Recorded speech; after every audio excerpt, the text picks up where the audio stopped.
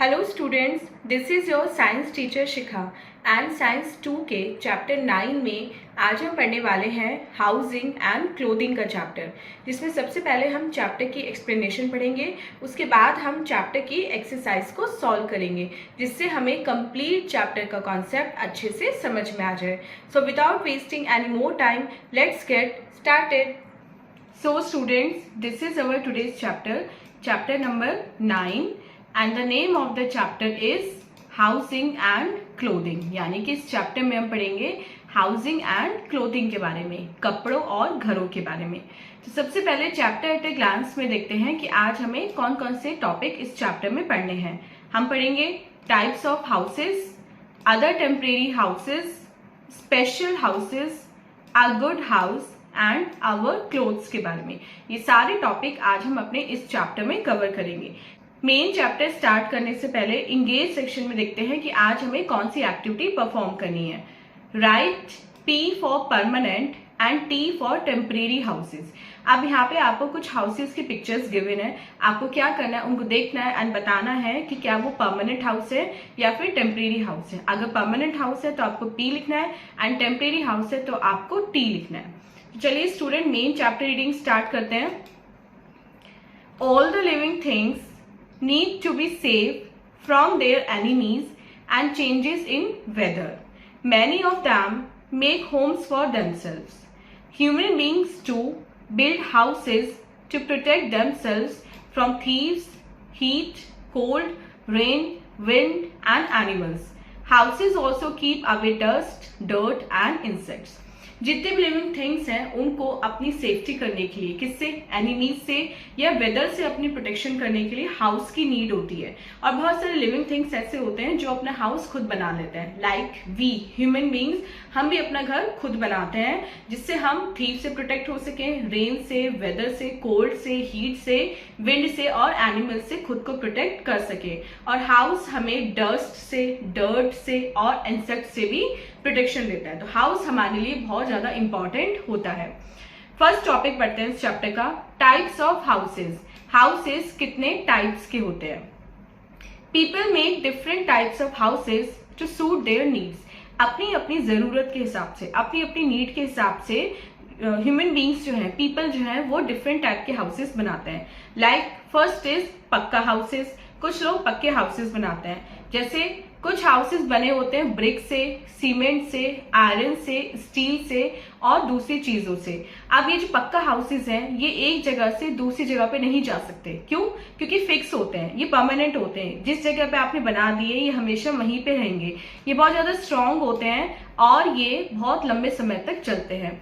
इसलिए इन घरों को, इन हाउसेस को पक्का या परमानेंट हाउसेस बोला जाता है और ऐसे हाउसेस मोस्टली टाउन्स और सिटीज में मिलते हैं। सेकेंड इज कच्चा हाउसेस। कच्चे हाउसेस जो होते हैं उनको वुड से, मड से, स्ट्रॉ से, क्ले या बैम्बू से बनाया जाता है। इनको हट्स भी बोला जाता है, झोपड़ी भी बोला जाता है इनको। ये मोस्टली विलेजेस में मिलते हैं।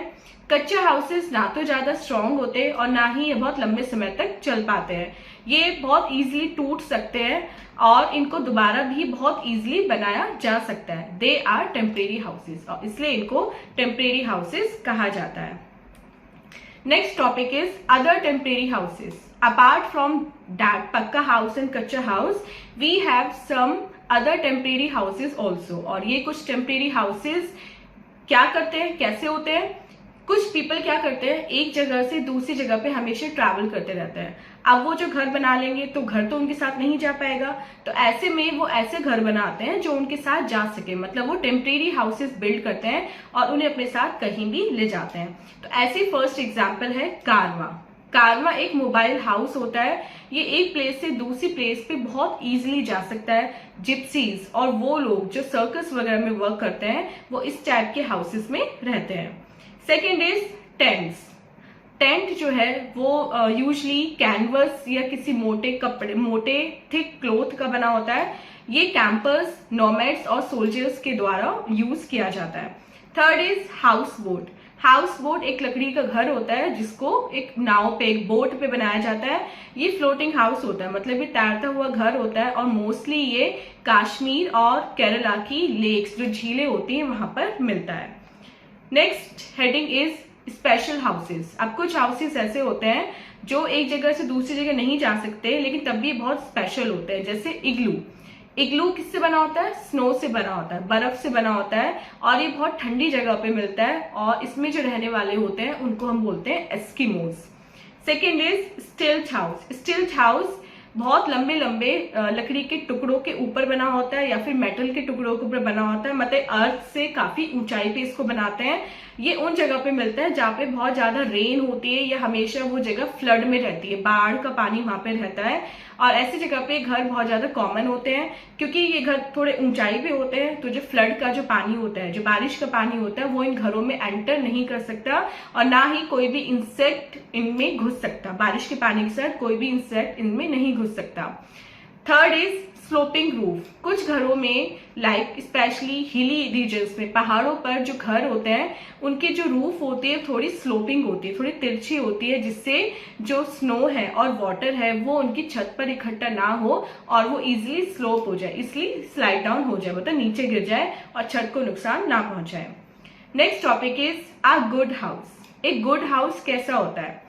एक गुड हाउस में अगर कोई अच्छा घर है तो उसमें प्लेंटी में फ्रेश एयर होनी चाहिए और सनशाइन होनी चाहिए, और एक गुड हाउस जो होता है, एक अच्छा घर जो होता है, उसके आसपास बहुत ज्यादा पेड़ होने चाहिए। अब हम अपने घर को कैसे क्लीन रख सकते हैं? We must look after our house. हमें अपने घर का ध्यान रखना चाहिए और इसे हमें हमेशा नीट एंड क्लीन रखना चाहिए। इसकी साफ सफाई का अच्छे से ध्यान रखना चाहिए। जितना भी कूड़ा होता है दिन में, उसको हमें क्या करना चाहिए? बाहर डिस्पोज कर देना चाहिए, और जो पेपर वेस्ट होता है उसको हमें बास्केट में इकट्ठा करना चाहिए। Do not throw things on the floor, और कभी भी हमें फर्श पर चीजें नहीं फेंकनी चाहिए।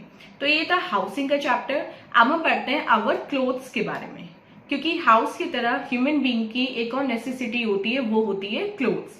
हम वेदर के अकॉर्डिंग क्लोथ्स पहनते हैं, जैसे वेदर होता है वैसे हमारे क्लोथ्स होते हैं। लाइक अगर गर्मी हो तो हम कॉटन के क्लोथ्स पहनते हैं, ठंड हो तो हम वुलन क्लोथ्स पहनते हैं, बारिश हो तो हम रेनी क्लोथ्स पहनते हैं। अब क्लोथ्स क्या करते हैं? किसी भी टाइप के क्लोथ हो वो हमें हीट से, रेन से, डस्ट से, इंसेक्ट से और कोल्ड से हमारी प्रोटेक्शन करते हैं, और वो हमें स्मार्ट भी बनाता है, मतलब क्लोथ्स पहन के हम स्मार्ट लगते हैं। इसलिए हमें हमेशा क्लीन और वेल आयरन क्लोथ्स पहनने चाहिए। ड्यूरिंग समर हम पहनते हैं कॉटन क्लोथ्स, ड्यूरिंग विंटर हम पहनते हैं woollen clothes, and when we go out in the rain, जब हम बारिश में बाहर जाते हैं तो हम रेन कोट पहनते हैं।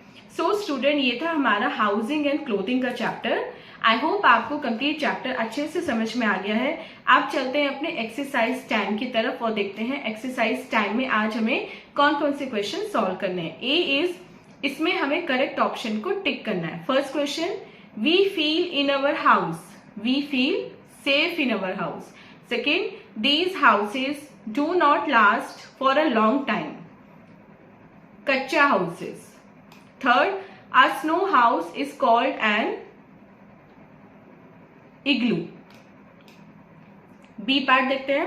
Fill in the blanks with words from the help box. ये आपका help box है और इसमें जो words given है उनको आपको नीचे blanks में fill करना है। First question, we wear according to the weather clothes. Second, Kacha houses are also called huts. Third, A is usually made of canvas or cloth tent. Fourth, live in igloos, Eskimos. Fifth, a good house must let in plenty of air and sunshine. So student, this was exercise. I hope आपको complete chapter with exercise अच्छे से समझ में आ गई है, and this was our today's video. मिलते हैं अपने next video में इससे next chapter की explanation के साथ. Till then आप अपना बहुत बहुत ध्यान रखिएगा and bye bye.